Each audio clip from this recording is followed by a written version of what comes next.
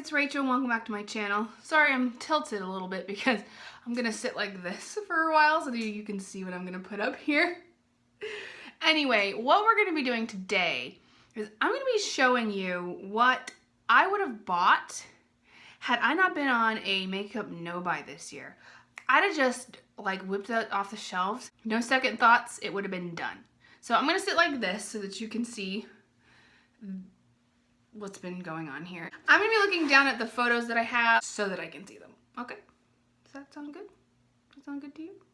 So the first thing that I have is some makeup sponges that are produced by a company called Ela, E-L-A. They're out of Australia. And I was first put into the sphere of knowing about these from the girls over at Beauty News. They raved about them. They said, everybody says this is supposed to be a dupe for the Flower Beauty sponges and we really like them. And I liked the shape of these and I thought they were cute. I would have bought these like right off the bat if I had not been on a makeup no-buy. I decided, even though I at one point needed more sponges, I decided not to pay the shipping from Australia because it was kind of expensive. But I would have just like snapped those up because I like the Flower Beauty sponge. And here in Oklahoma where I live, Flower Beauty is no longer available in my Walmart. It is not in my Ulta. I'd have to go online. So these are also in no particular order, so I'm just going in the order that I have these pictures on my phone, so it's gonna be jumbled in there. The next thing that I have is the Strobe Cosmetics Creepy Cute eyeshadow palette. I have wanted this eyeshadow palette for quite a while. It has been over a year that I've had this on my mind. Here's the thing, I missed out on the Urban Decay Electric palette and I really wish I had bought that. That would have been nice. Or like, I'm searching in my collection. I have a hole in my eyeshadow collection where I've got pastels to do like transition colors for colorful looks.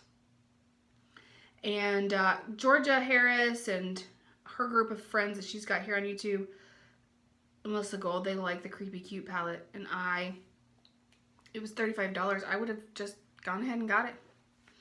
No second thoughts, just done it. So the next eyeshadow palette is Juvia's Place, I think it's this. What is this? The newer one, the Queen palette with the 6 pans and the pinks and the purples. I don't know why. I have Juvia's Place palettes, and I think I have every single shade in this palette in another Juvia's Place palette. So why do I need it? Because I can make a look out of it, and I can't with other Juvia's Place palettes. But if I was going to use this eyeshadow palette, it probably would have been a 1 or 2 trick pony for me. But I'd have bought it. Juvia's Place is quite inexpensive. I would have totally bought this just based on, yeah, I like the colors and the price is great. Something that I have realized about myself, when it comes to price, I'm driven by price. I'm driven by cheap prices. Another eyeshadow palette is the Colourpop, the Honey palette. I love me some yellow eyeshadow.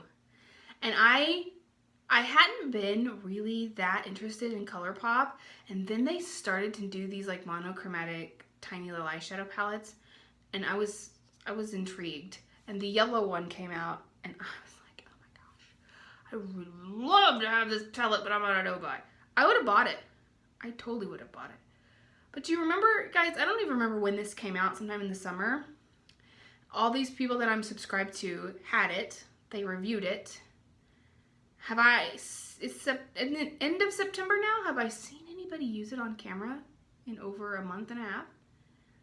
No, I haven't. So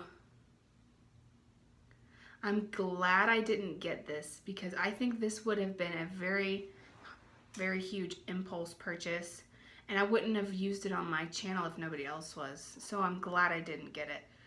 But I was very, very attracted to it.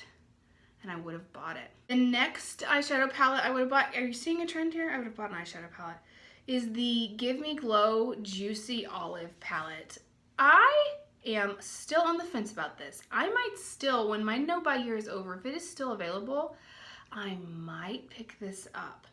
I have another hole in my collection with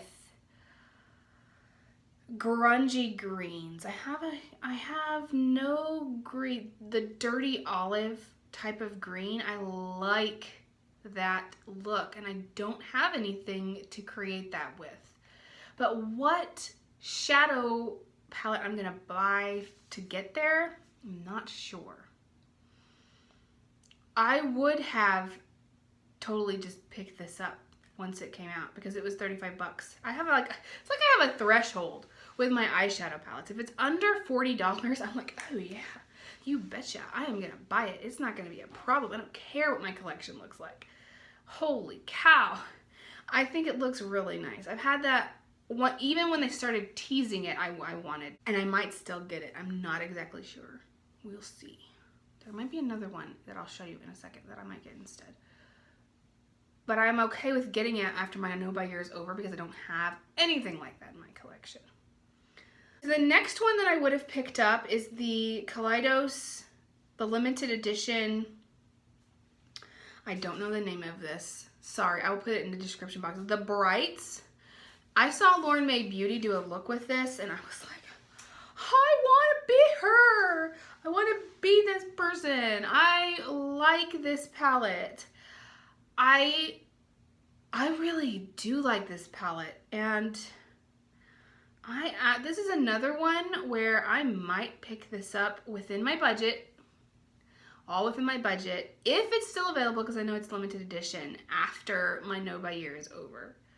Maybe. I don't really have a red like this that I am really excited about. I don't have a bright green like that, so we'll see. But I would have, if I hadn't been on a no buy, I would have totally just snapped this up because it's not that expensive.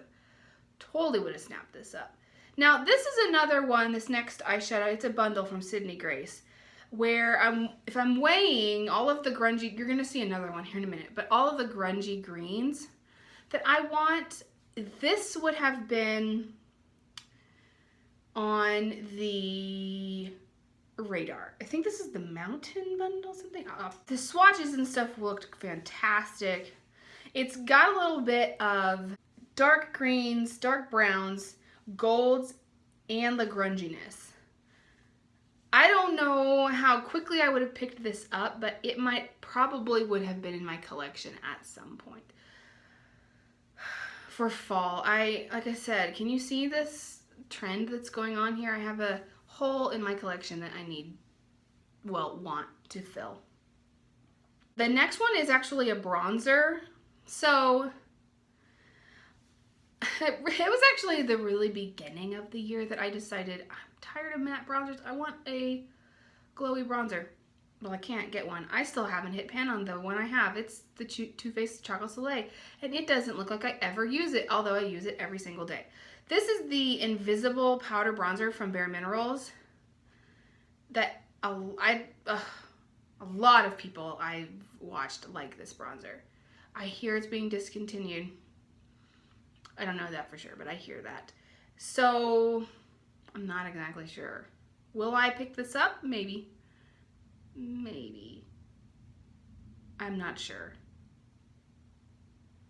But this past year, oh yeah, I'd have bought it for sure. I'd have totally bought it. Without a doubt.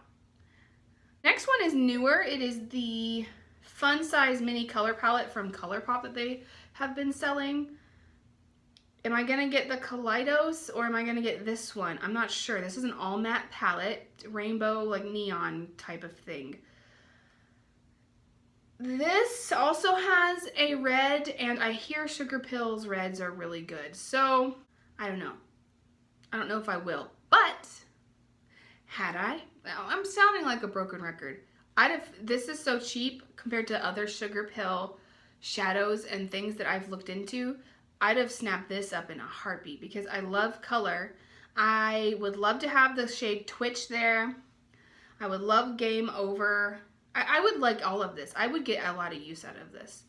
So I would have picked that up, no second thoughts, and used it for a lot of my colorful matte looks that I would have gotten. Another eyeshadow palette is the Jackie Aina palette from Anastasia. I wasn't so sure if I was going to buy this. And then, because I saw it and everybody else was saying, it just looks like every other palette, blah, blah, blah. And then I was in Ulta to do something or get something, and I swatched it. Now, Anastasia shadows are like my favorite. I'd have picked this up. I'd have picked this up immediately. If I'd have gone in and swatched it, it'd have gone home with me. It still might. I don't know. I love the duochrome shades in here. They're fantastic. Some of these shades, like that green, are something that I don't have in my collection and I can't get anywhere else. I'd have totally brought that home. The next is the newer mini gold palette from Natasha Denona. You can see there's a theme going on, like I said, with the grungy greens. Now this is more of a one-trick pony. However, this is exactly what I would want. It's got that army green color. It's got some gold and some lid shades, and it's only like $25. I would have picked this up right away. Picked it up and used it without a second thought. And I still might if it's still available. Haven't decided. I probably wouldn't have cared about the quality, but the shades in here would have been fantastic. So earlier in the year, here's another eyeshadow palette. Anastasia came out with the Riviera palette. Do you guys remember when this came out? Because I do. And I wanted it, but I didn't get it. I wanted it because I like color and I like Anastasia. However, I am glad I didn't pick this up. Because, like I said before, I haven't seen anybody use this or talk about this in months. And I don't love the colors of this enough to keep on using it. Does that make sense? I think I might have decluttered this at some point. But I would have totally picked it up just because I like Anastasia so much. The next eyeshadow palette would be the Juvia's Place Tribe palette. From the beginning of the year, I've been on this like green thing because I don't have a lot of greens in my collection. And I like Juvia's Place, and I would have gotten this, but I would have regretted it because I want more of a grungy green, and this is not that. Plus, I think I've heard some reviews that they weren't that impressed with the quality of this palette. I think I put this on a wish list of mine like back in January, and I'm glad I waited because I won't be picking this one up at all. But I would have.